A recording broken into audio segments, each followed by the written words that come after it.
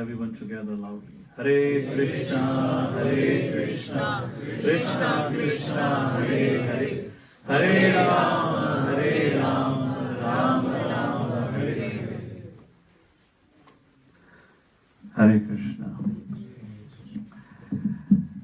I can't tell you how excited I was to come to Berlin. And thanks to Mother Swarna for organizing this whole trip. It was not on our radar. And our host, Shyam Prabhu, after a while we got some Indian cuisine, tasty dal, soup, lentil soup. And of course to Mother Lekha, Shravanti and Janita Prabhu. Yeah, thanks to them. So I was saying, I can't tell you how excited I was to come here today. That when I got up in the morning today, I walked to the bathroom and I was feeling, why am I so tired? Looks like I didn't sleep whole night. Nonetheless, I like, oh, we have to leave early in the morning. I got ready, came back, literally took bath, came back, and I was like, something is wrong. Doesn't look like, I've slept. If I would have slept, I would not feel like a zombie. Literally, I was so tired. Then I thought, okay, let me take a look at my watch. I don't wear a watch, so I generally have a smartphone. I looked at the smartphone, what the time is, and you won't believe what the time was. It was 11:45 p.m. of the previous night. I don't know what happened to me. I got up thinking it is 3:30, got ready, took bath, I came back, and I'm sitting in the midnight in my room thinking, now what do I do? I've spoiled my sleep, I can't fall asleep also. And anyways, we have to get up at 3:30, in an hour we have to leave. So if while speaking I fall asleep, you know the background of it now. So I just give you a little history of where am I coming from. So as I said in the beginning, COVID time is over. We can be a little more cordial, come forward, give space to those who are walking in now. We can push forward a little bit. For the man, there's a lot of space over here. Time to get close to Jagannathji. Jagannathji loves the closeness. We can all move forward. So thank you, Damodar Prabhu, for that beautiful acronym. We should create a culture of appreciation, respect, and empathy. What a profound definition of care. So after discussing that concept of care, I would like to speak on the principles of, the essential principles of happy living. There are 4 principles which are given in one of the texts called as Subhashitam. Before I say that, how many of you here come for the first time? Is there anyone who come for the first time? Apart from him and us, we 3 have come for the first time. Those who are local, can you raise your hand high up? Okay, so few of you have come for the first time, and rest of you come regularly. Is that so? Okay, rest of you come regularly. Just want to know what audience I'm speaking to. I need to be careful what I speak. So we had one devotee. We still have this devotee. He's incredible speaker. He's highly scholarly.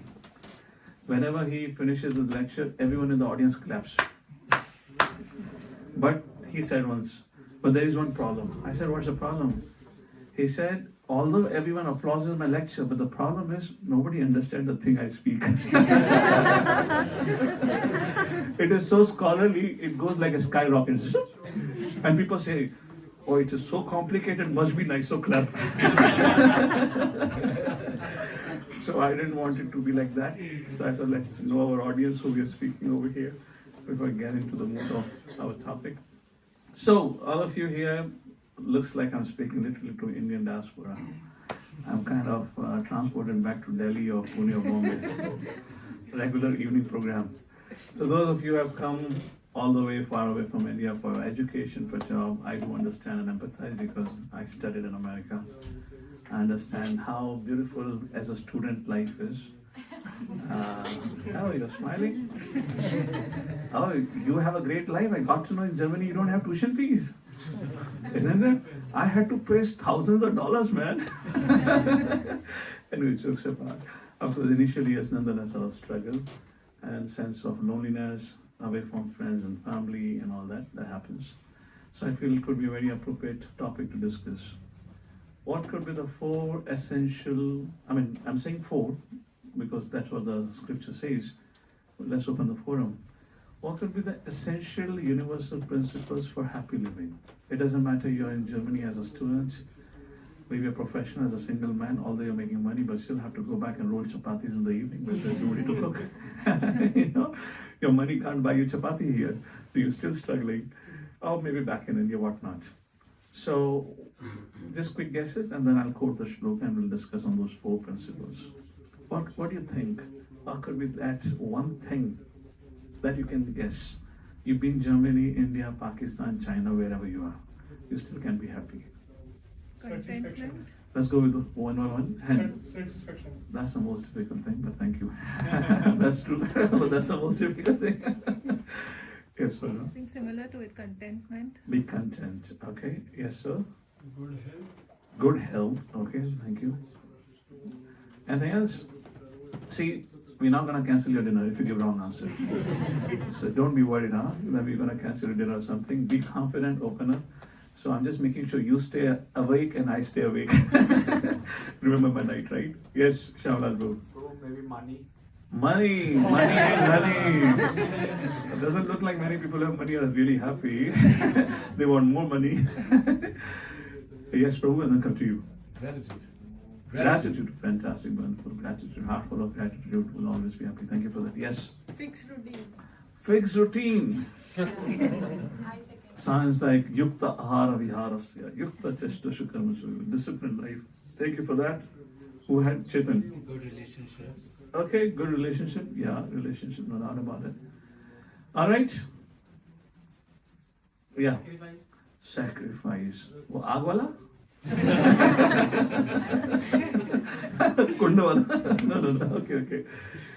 Sacrificing one's comfort for others' well-being. I'm just joking. All right. So I'll not make your head roll with the Sanskrit words, but I just still read out, and then I go line by line because I connect with that better. And the verse is Pranayo marana antaha syat kopastu shanabhanguraha upadesho yatha kalam viduveshu na kadachana. So this verse says 4 things. I'm really would not prefer to get into Sanskrit to make confident. That just means speak plain English. The very first, out of the first 4 things, just skip my hand. Pranayato maranantaha syat. The very first thing it says is, as Prabhu Chetan said, loving relationship, I believe. Yeah. Says having a loving relationship. But the question is, for how long? And this verse, the very first line says, love others until the end of your life. In other words, never stop loving others. And there can be many beautiful examples that can be given for this. I like to quote one example. Sorry. Oh, somebody else's. Sounds like my ringtone. I was like, I put in flight mode. What happened?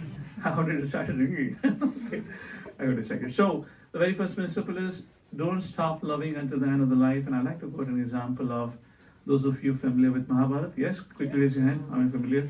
A character known as Bhishma Pitamaha. Yes. I'll not go into the details of it. We don't have that much time bandwidth here. But those of you who understand Mahabharata, you know that one person lived across generations. And his life, like the man behind said, sacrifice, his life was all about sacrifice. There was never a moment in his life where he lived a life for himself.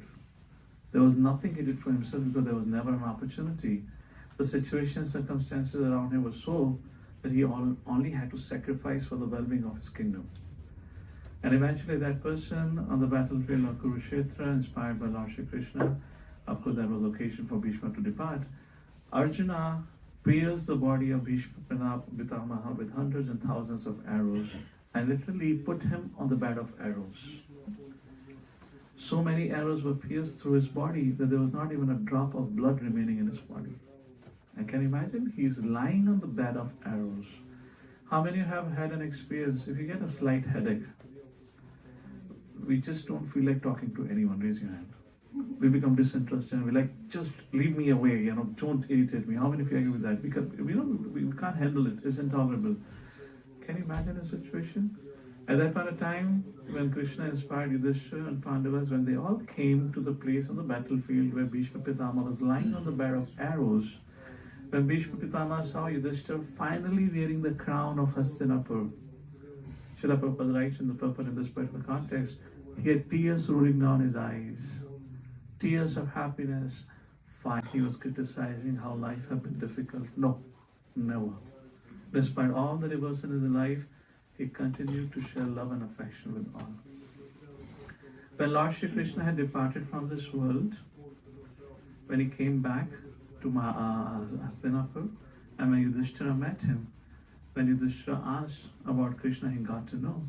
And there, very beautiful verse, Arjuna speaks, I'll not go into Sanskrit again. And there, Arjuna began to remember Krishna. Krishna had departed. You know what Arjuna remembered? He said, hey Yudhishthira, how would I live my life without those smiling glances of the Lord? That sweet, tender voice with which he will speak to me and charm my heart. That tender hand that he will put on my shoulder and say, hey Path, hey Arjuna, chalo, let's go for a stroll. How would I live without that Krishna? And then Prabhu, that's a beautiful line. Like this, Lord is all loving. And that's how, a person can really, and this is somewhere related to those who are saying contentment, satisfaction, is somewhere related to that. So that's the first principle. Yes, love, for how long? This verse says, Subhashitam, until now, don't stop loving if you really want to have a happy living. Second thing, this particular verse says about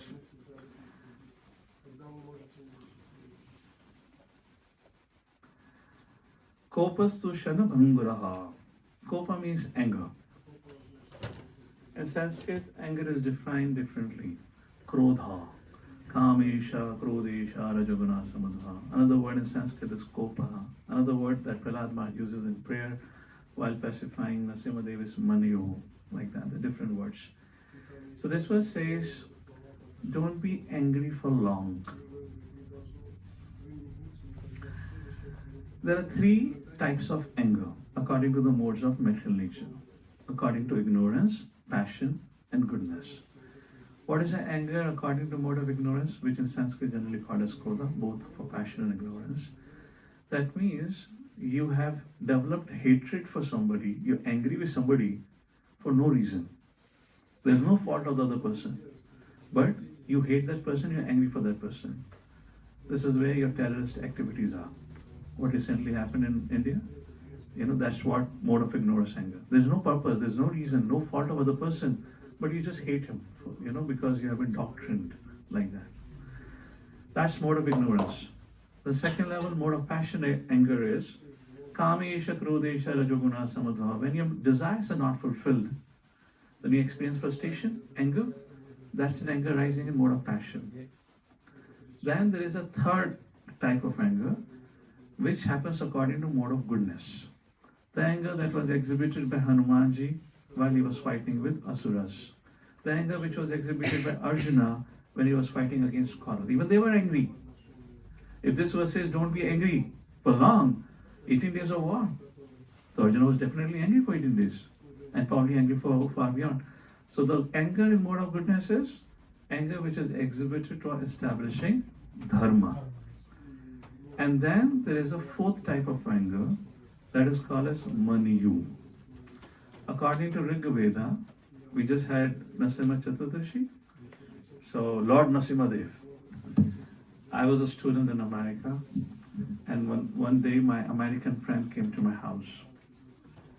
I had a kind of a wall where I had different deities.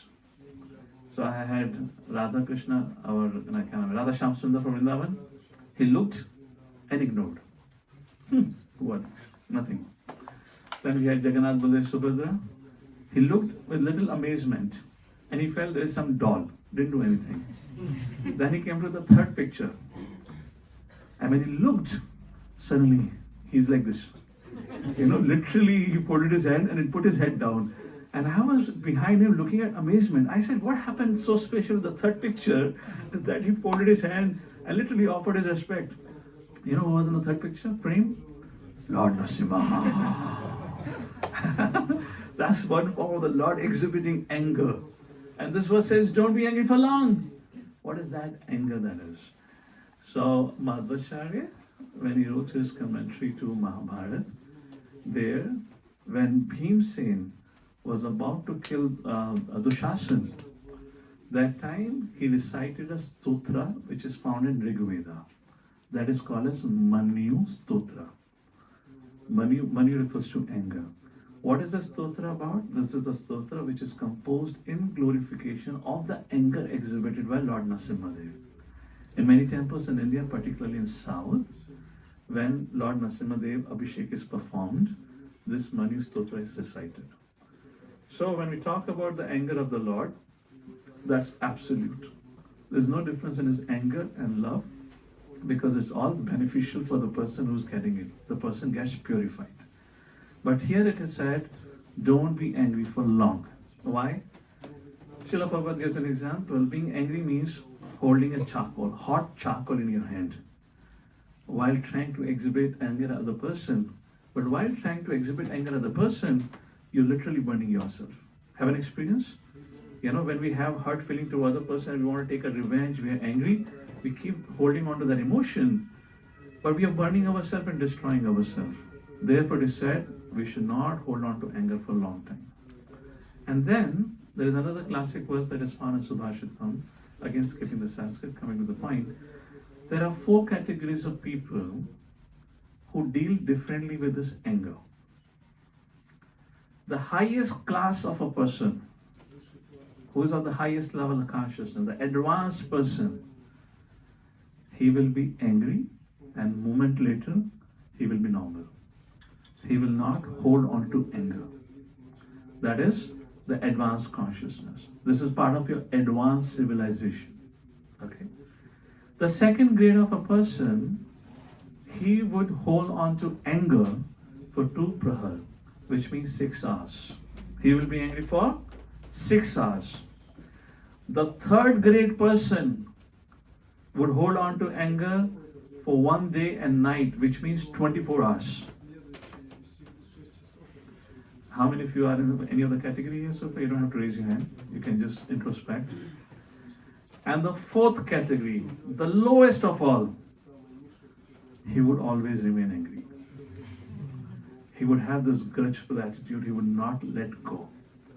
So this verse says, if you want to have a happy living, don't hang on to anger. Let go. Live free. All right, so far? So we discussed 2 essential principles. What's the first principle for happy living? Love others for all the time. Okay, we quoted an example of Bhishma Pitama. I quoted an example of how Arjuna remembered Krishna that way. First. Second, what is the essential principle? Don't hold on to anger for long. Remember the 4 categories of person. Huh? You can figure it out where you are.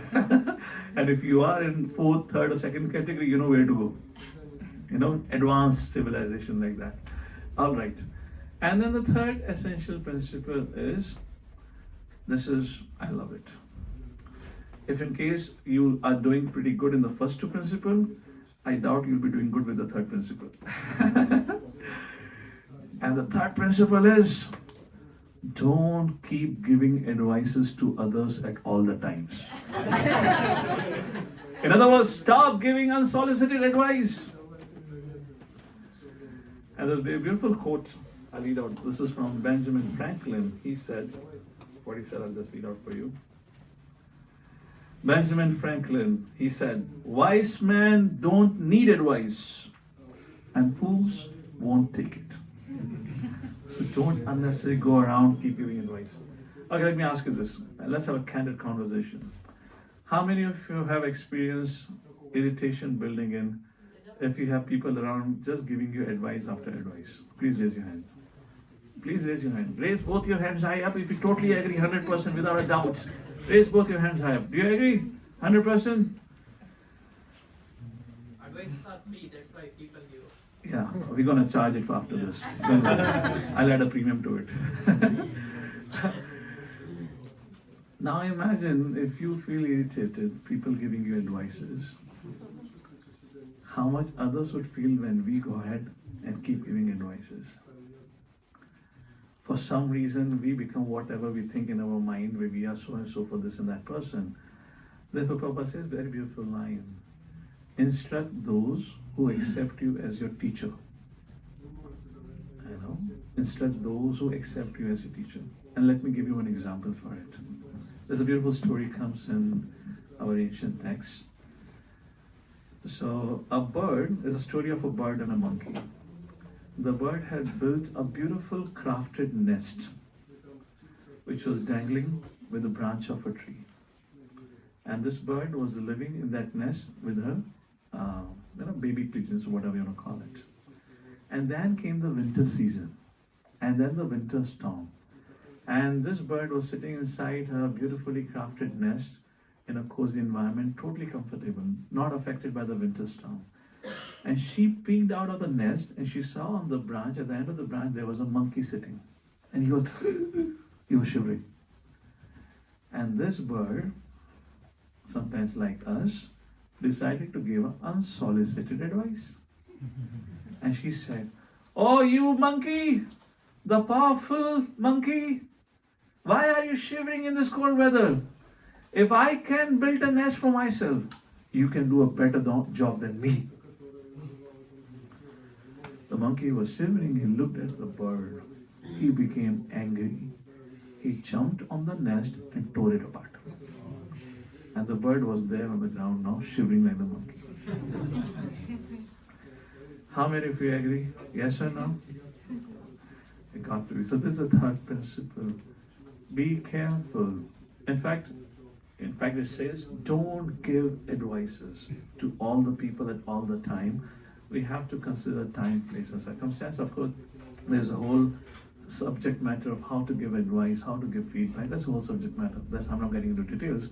Our topic is right now limited to the point of the 4 essential principles of happy living. Imagine you don't hold on anger for long. Imagine you love everyone, and the relationship gets a little bit of sour because of this whole advice and feedback thing, which we often do. If we don't do that, how nice things would be around. And the 4th thing, don't be envious of others.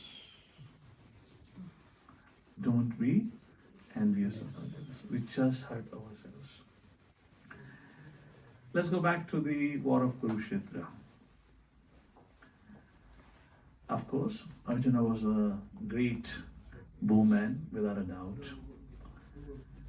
But there are many other great warriors on the field. Karna was no less. Karna was equally mighty bowman as Arjuna.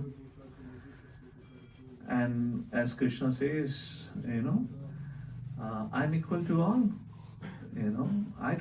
I'm not dear to anyone. I don't envy anyone. So Krishna chose Arjuna to hear Bhagavad Gita. Even Arjuna asked this question, "My dear Lord, why are you telling me all the science of yoga?" Krishna could have given the science of Bhagavad Gita to Karna and could have made him celebrated for all the time to come. Like we, celebrate Arjuna as a great personality. Then what special qualification Arjuna had that Karna didn't have? I'm just comparing between 2 people, there could be many, that made Krishna more attracted to Arjuna than Karna. In fact, Karna needed more sympathy than Arjuna, because from his childhood, he got separated from his mother. He was raised by some unknown parents, and then finally when he grew up, he realized, I don't belong to them, I'm a son of Kshatriya, and then he had insult and whatnot. He suffered a lot. So if from moral compass, we will think, this guy needs more sympathy. What was the uniqueness of Arjuna over Karna, because of which Krishna was more attracted to Arjuna than Karna? Please raise your hand. Raise your hand, raise your hand, raise your hand. I would like to see who has not yet spoken. You have spoken already. Anyone who have not yet contributed? Okay, sir. Yes, please go ahead, Prabhu. Hi, Krishna Prabhu. The quality Arjun had that Krishna liked him the most was his character. What character? Character has many things. What do you expect of character? Character, he didn't had grudges for anyone. He was very loving for everyone. He used to, how do I define character? He had many good qualities rather than others. Mm-hmm. Okay. What else? What else?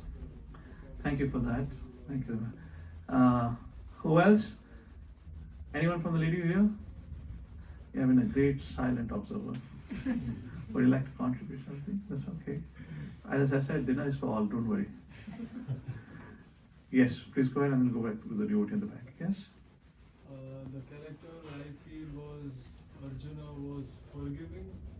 Arjuna was forgiving. Okay? Even after like lot of negative things which happened with him and his family at the like on the battleground. Okay. Thank you. Thank you. Forgiving. That's the point about it. Thank you for that. Yes, please. Side. He was on the wrong side of the war. Arjun was on the right side. On the right side of the wall. Okay? So Krishna chose sides. Therefore I said, Krishna said, I am equal to all. So, but okay. Thank you for that. Anything else? Yes, please. Yeah, but your hand is up, right? Yeah. Just one word. What do you think of? Arjuna was equal to everyone, even though their guru or his guru or Bhishma Pitama was on the other side. Still, in the beginning of the war, he has that bewilderness in his head that why should I kill them? I should respect them. I should worship them. Okay, okay. He was cultured. Okay. Yes, Prabhu? In a mirroring fashion, Arjuna chose Krishna in the first place, rather than Narayan. Okay, okay. So Krishna is returning the favor now. Arjuna didn't ask for the resources, Correct. he asked for the Lord. Right? Lord, yeah. He had affection for the Lord. So Lord is returning that favor. Okay? Okay, thank you for that. And one last. Yes, I think he is a good shishya. he was a good shishya. Thank you. Yeah, Okay. Devotion. Good shishya. Devotion. Okay. Yes, yeah, your hand was first. Yeah, so they had connection from the past life. He himself told, I knew from the past previous Okay. was your Nara and Narayan. Okay, so they were, they were related to each other from the past life. Okay, great. Yeah, dharma. Dharma with him. All right. All of you have given fantastic answers, but little different from the real answer. And Krishna says, Arjuna, because you're non-envious. So what was the fourth principle you're talking about? Happy living? Non-envious. And that makes us so dear to the Lord. I'll give you an example. Ramayana, when Ravana has been killed, the Lord asked Vibhishan, perform the final rites. Vibhishan said, final rites? Not at all. This guy is rascal. He did so much sinful activities. He deserved to die like this. I will not perform final rites. Lord picked up the wood. He said, okay, if you don't, I will do it. And Vibhishan was shocked. He said, Lord, he kidnapped your wife. He said, that doesn't matter. He is dead now. I cannot have that animosity towards him. I have performed final rites for many others. I will perform if you would not perform. Again, going back to Narasimha Chaturdashi, he asked Prahlad Maharaj, please perform the final rites for your father in Akashipu. He instructed. So Lord exhibits himself. So this fourth quality of non-envy, it just helps us to live a better life. And these are 4 essential principles for happy living. It doesn't matter what caste, what color, what creed, what religious background, what nationality, what gender we are, wherever we are from this planet, it doesn't matter. It's applicable for each and every one of us, isn't it? So let's quickly revise. What are the 4 essential principles? The first one, say loudly. Love for the whole life. Second, Anger. don't be angry. Don't be angry for a long time. And the 4 kinds of people. The third, Don't give advice. yeah, be careful while giving advices. Okay, be careful. And the fourth, don't be envy. I always say that. I conclude with this. We'll open forum for question answer. So I visited once Las Vegas, And there is a famous saying that I heard there. Whatever happens in Las Vegas stays in Las Vegas. I don't know if anyone be there, have heard of it. So I often say this whenever I get into management meeting or working with another devotee, because of we are individuals, there will always be some personality conflict, without a doubt. We have to accept the truth. We can't just be living in utopian understanding that it's going to harmonize very well. So I always say devotees, if in case something here and there happens, Prabhu, whatever happens during the course of service ends over there. Don't make it personal, Whatever happens, my door would never close for anyone. Even if you like or not like, at least if you need me, I'll be there to serve you. And that's a very good consciousness to do it, So not have any hurt feeling for anyone. Maybe we will have some friction and whatnot. You don't want to speak, maybe we'll keep a distance. But I will never shut the door of my heart for anyone. Why should I? And I'll close with this. I heard the statement from my spiritual master. A very profound statement. There's a statement from Booker T. Washington, an African American who at the young age, I believe he was a teenager, when he was put behind the prison bar. In those days when, this white versus black, there is racism. For no crime of him, he was put behind the bar for the rest of the life. And when he grew up, he became a great philosopher. And he wrote something very beautiful, which my spiritual master was quoting in a lecture. He said, I would not let anyone kill my soul. The person who's writing is the one who has suffered all through his life injustice. His whole youth has been spoiled because he has been put behind the prison bar for no crime of his, just because of his racial identity. Who spent most of his life in the jail. He says, I would not let anyone kill my soul by making me hate them. What a profound statement. This is what non-envy. And this actually, we do a great favor to ourselves by not having this kind of ill feelings for others. So I always paraphrase this in this way. I would never close the door of my heart for anyone. You may like me, dislike me, that is your choice. But I would not have this opinion that I like you or dislike you. I would not have that. Yes, of course, we are devotees, we serve together, so I may have some extra favor for you. But I would never have this dislike, I would never have that because I am hurting myself, hurting my life. So these are some 4 essential principles for happy living. Wanted to share some quick thoughts. Any questions or any comments or any reflection on this topic?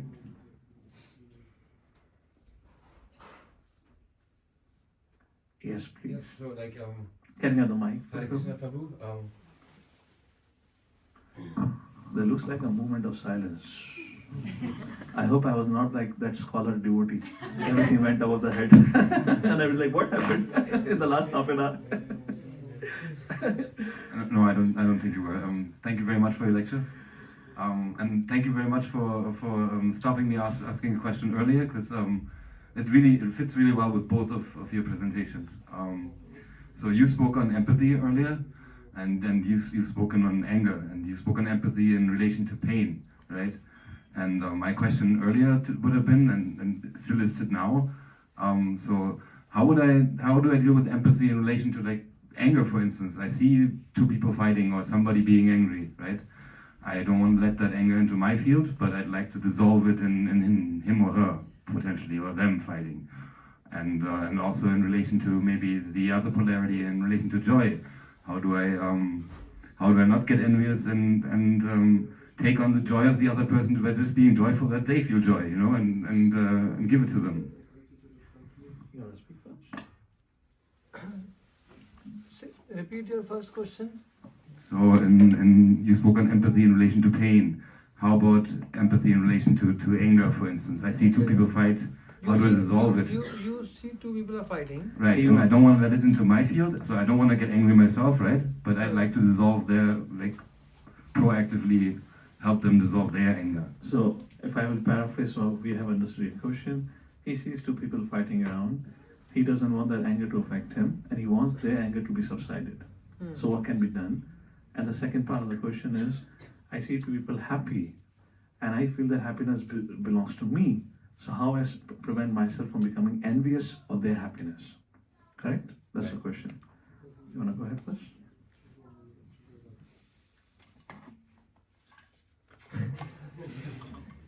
if two people are angry and they're fighting, it better you not resolve, they'll beat you.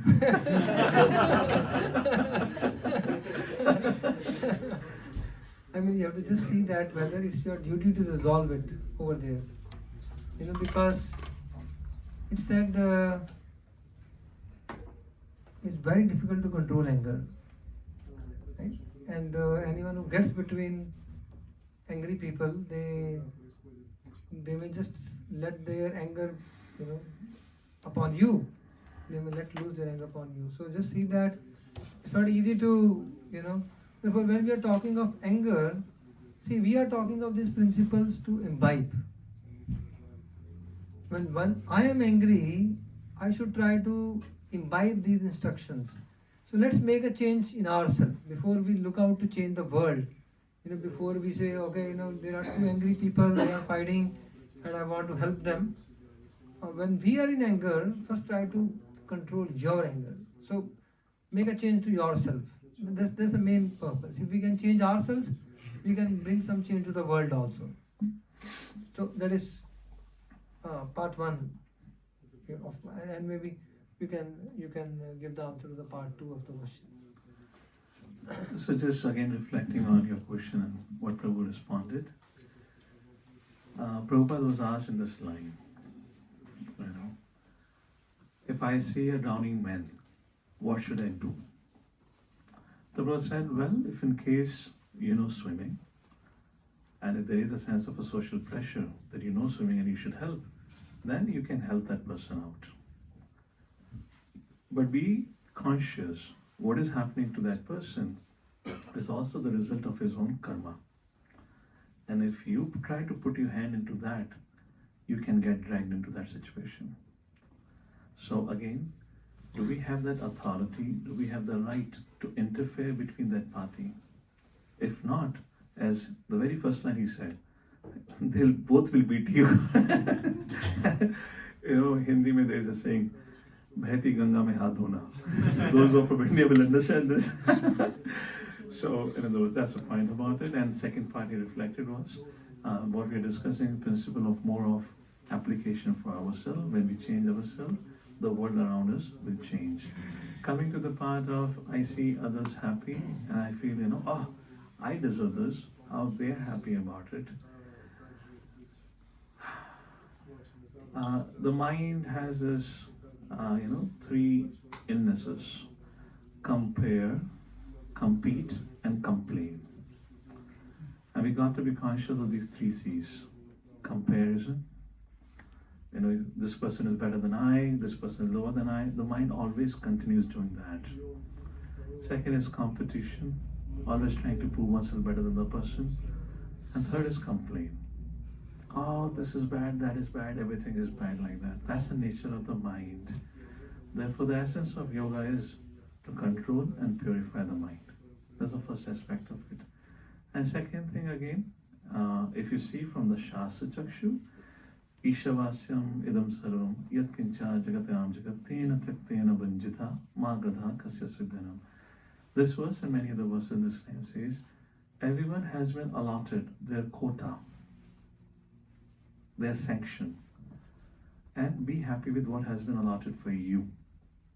Don't look at someone else's property or someone else's quota. Even if you get hold of it, because it was never meant for you, it will only become a curse for you. So what comes our way, accept it as a grace and the mercy. That's our quota. Again, try to be satisfied and content, as Swarna and Prabhu said, try to be.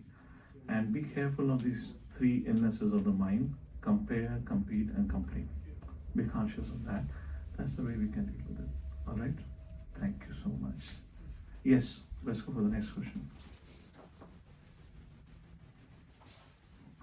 The question, but a short comment. In Germany, it's a little bit different. If you see someone is drowning and you are able to help him, you say, oh, better not, maybe it's his karma, and he dies, you will go to jail for this.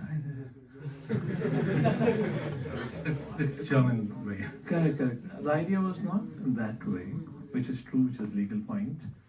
If you know, and if in case there is a social pressure, but we need to be conscious about. Prabhupada says, don't be so conscious for the dress, be conscious for the person with it. So this principle has to be applied carefully.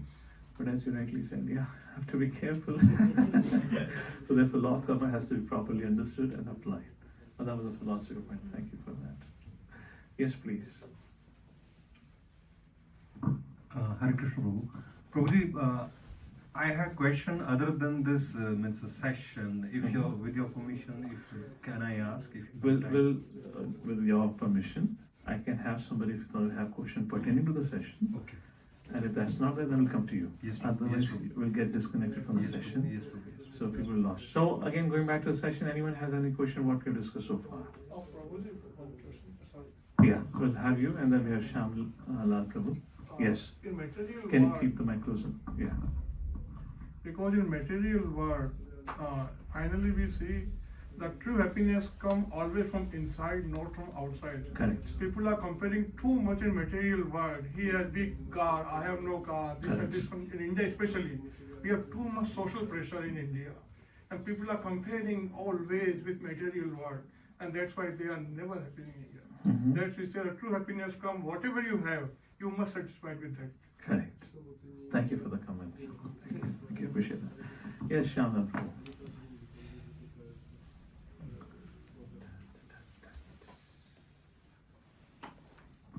Harishnu, thank you for the 4 pointers to be happy in life. I wrongly guessed the money, but Prabhu, I would like to ask like this, like 4 parts or the 4 type of anger what you mentioned.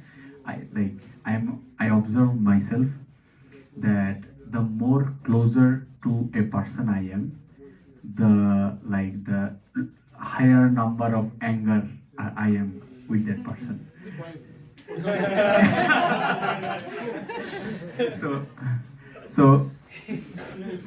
So if it is Shitish Prabhu or Chetan Prabhu, maybe few minutes if I'm angry, and then I'm like, oh, it's okay, like we are devotees. But then if I have, like more closer relationship, and then the number of the anger goes. So Prabhu, how can I lower the number from 4 to 1, maybe in those cases? Thank you for that. Have you figured out why you are more angry with people who you live most of the time than with others? Any thoughts? Expectations. At times, unrealistic expectations. So those who are known to us, and we all would agree with that, with whom we spend some time, either we are serving together, either we are living together, we develop all kinds of expectations. This person should behave like this, should walk like this, talk like this, eat like this, and we try to portray our consciousness, and it becomes more troublesome if you are a perfectionist kind of a person. That person becomes really agitating to others because he keep on portraying his things, and at times not reflecting how am I making mistake. So first thing is we got to fix with ourselves is deal with this unrealistic expectation. Understand, that's a very basic foundation of philosophy, understanding each one of us are individuals. Do not take away the right of that person to live and express himself. Don't become too bossy. I would say this is the worst kind of a violence that we can do on the name of I'm a husband, on the name of I'm your senior, on the name of I'm your authority. It is not the way of doing it. This is all kind of a wrong training. We have a wrong mindset for it. It doesn't work like this. Even Krishna tells Arjuna, Yatha ichhasi tatha kuru. At what point of time Krishna superimposed himself to Arjuna? Never. He taught him and he gave him the right to grow. That is the best way to function in a relationship. And I don't know what kind of consciousness we're carrying or training we're carrying. We become too much possessive about how that person should act and with our expectation. And the more we have it, the more we'll make our relationship frustrating. It never works like this. I often read, maybe tomorrow we'll discuss about this letter of Prabhupada that he read. Prabhupada said, never expect utopianism. It never exists. There are always going to be conflict, there are always going to be differences because each one of us are individuals. If there are variegators in spiritual work, can you imagine what we are under the modes of material nature? So many dynamics here. people, the other person with different set of mode, I'm a different set of mode, they're always going to be conflict. In fact, the modes are conflicting with each other. How much would be? So the genuine feeling of care and respect that we can express toward another person by recognizing and appreciating his individuality. That he is a person, and if for God's sake, if we understand that that person is an individual, then we'd always honor and respect his choice. We would not force my decision. And when you're working together in a service or as a family, our approach would be shared decision, not a solo decision. Solo decision is a perfect recipe to spoil everything that you do. We can go ahead and speak about love, empathy and whatnot. It would just not make sense because the person with whom you're living, you're not showing your love and care to him. Everywhere else we're talking love and care. The first thing is we need to respect individuality, and when we are together, we're like partners. So we need to share decisions. We should not make a solo decision. We should come and discuss and make a decision. And any relationship, certain amount of sacrifice is needed, as somebody said in the beginning. Where at times my opinion will weigh more strongly, sometimes I would have to let other person's choice weigh strongly. And if we do, we can live in harmony. There's never called as perfection in this world, but at least we can live in harmony with lesser degree of conflicts and having a better appreciation for each other. Another person is also mature, will understand that. It's never going to be my way always. So we have to work together as a team. It always works like that. And best example is Krishna and Arjuna. They worked as a team like that. And the way when battlefield happened, can you imagine at the beginning of the war of Kurukshetra, Krishna spoke to Arjuna. And Arjuna said, Param Brahma, Param Dhamma, Pavitra Viduttamam. I accept you as the Supreme Personality Godhead. Rest of the 18 days, they played as a team. Rest of the 18 days, they played as a team. It was not that Krishna was instructing Arjuna, now this, now that. No. They worked as a team. At no point Krishna challenged anyone's individuality. So we should respect, and that's where it begins with. Respecting each and every one of us as an individual, may have a different degree of choices and preferences. We need to work together with that. Not disrespect by neglecting one's choices, because that's a greater disrespect. Can you imagine how would you feel if other person never asked you and keep on making decision after decision? Would it be disturbing or no, if you're staying together? If you're working together, the other person doesn't ask you for anything, but he keeps making, or she keeps making all the decisions. You feel like, what's my value here? What's the point of it? Am I a kindergarten student here? Maybe you are 4 years older to me, maybe you are 4 years younger to me, you may have a PhD degree, I may have a master's degree, but am I a layman? There's no meaning of relationship then. So this is where we can begin to harmonize our relationships. I feel strongly for this topic, so therefore I went on speaking because this is such a prevalent problem within our society and all over the world, where this conflict never happens, ends because of it, because we don't respect each other's individuality. Thank you. So Prabhu, for me, like the example I gave, like Chetan Prabhu or Shitish Prabhu, so I think I mentioned also like Jayatam Prabhu, like from Oman that Prabhu I spoke about. Yeah. So I like, Prabhu, please don't take it otherwise. Don't, like, I'm not comparing, but let's say I shared a flat with him for like 6 months, and we have some kind of more greater bond. So even if we discuss about services and things, but yeah, like that kind of expectation comes from myself that he should have understand me better. So that is the thing, and thank you so much for pointing out that. Prabhu, I have a follow-up question, like not relating to this, but the follow-up question is about the third point where you said like not to give advices, like to go and give advices. So I had this conversation with Dauji Prabhu, who is doing the Russian translation over there. So both of us, we had observed some kind of thing. Let's say like in the temple or the devotees sometimes come up with different kind of questions, and we try to like, I came and I shared it with him, and then he said, yeah, it also happened with him. So Prabhu, it happens like this. If I give him some examples, like how you said, like, hey, don't be envious, like this and that, and then within few days, like Jagannath arranges something where he puts me like on that shoe and keep me reminded that what suggestions I have given and take some exams. And like I was really bewildered, like are it really happening? Then I shared with Dauji Prabhu and he just gave me a hug and he said, Prabhu, it also happens with me. So Prabhu, the question to you, like as you said, like we should not go and give advice, these kind of things. So what if like when the devotees or like some friends, we have, you know, like this kind of reciprocation, we share our hearts to each other. When they comes and they ask for advices, one side is that, and the other side is those tests. I know it is going to happen. Lord is going to take some exams from my side. So, like, what should I do on those situations, Prabhu? Like, should I avoid giving advices or should I do something else, Prabhu, please? I'll just clarify the point of advice again and then paraphrase your question just to see if I've understood correctly. What it meant was, do not give advice at all the time to all the people. Which means, it's not that you don't give advice. Give advice according to time, place, circumstances. Okay? It's not that you stop speaking and giving feedback. First thing. Now coming back to your question, is about giving an advice to somebody.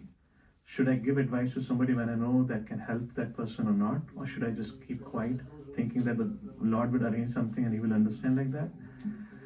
It depends a lot what kind of relationship we have, because this is a very sensitive area. Well, let me ask this. Let's see how many of you agree. Let's say with somebody you don't have that good relationship. If that person comes and gives you an advice, how many of you would feel a little uneasy and uncomfortable? Please raise your hand. So it depends a lot on the relationship. So if we have that relationship where the person takes us to be their well-wisher, otherwise they will not take the advice seriously. Arey, kuch bhi bolta hai yaar. The kind of a thought will have. This fellow, he doesn't do anything himself. So that person should have some respect for us, should have some trust on us. And then when you say something, that person will say, okay, Prabhu is saying, Shamla Prabhu is saying, he's such a kind devotee, he cares for me, I should think about it seriously. That's what time, place, circumstance. Be careful about it. Otherwise, we can just embarrass ourselves. Speaking, and nobody's doing anything like that. Is that okay? Hare Krishna. Anyone from the new audience? When I started, I was feeling so sleepy. By looking at smiling faces, I forgot about my sleep. At least I hope I didn't sleep during the session. Yes. So, Prabhu, my question is like you mentioned about relation and expectation thing. So, like, for example, just keep it. Okay. Make it hard, John. Yeah. So in a relation, like for example, if a person is very nice and he talks well, he behaves well with you, everything is nice. He talks about like supporting in a hard time, but as you mentioned, we should not have expectation from somebody. And here the scenario comes. You find about that this person is not well-wisher so much, and he talks behind your back or something. You find a lie about him related to you, and still you forgive him. But as a personality of introvert and overthinker, so you cannot overcome with this thing. How to deal with that? So this is my question: how to deal with such scenario? There's no excuse to when it comes to forgiveness, because there will be all kinds of people in our life.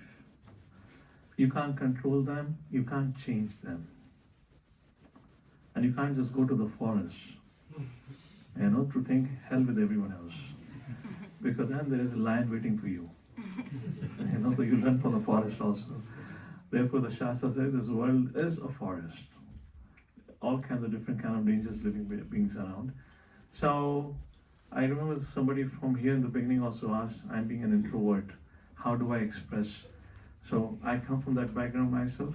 I don't speak much. maybe because of my spiritual practice now, or maybe around, I'm able to speak, but I'm generally a little more of shy nature.